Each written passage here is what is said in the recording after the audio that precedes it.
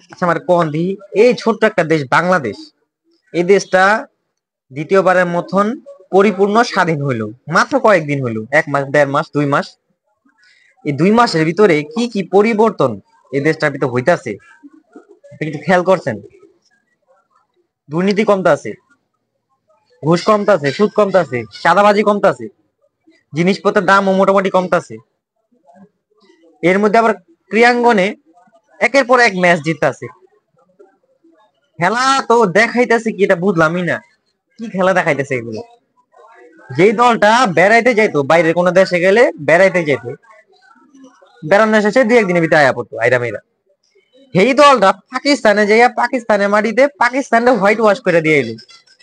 কি হইলো এটা বুঝলাম না, কি চমক দেখাইলো এগুলো? দেশটা একের পর এক সাফল্য পাইতাছে, এটার একটা জাদু আছে, একটা রহস্য আছে, রহস্যটা খুঁজে বাই করতে হবে।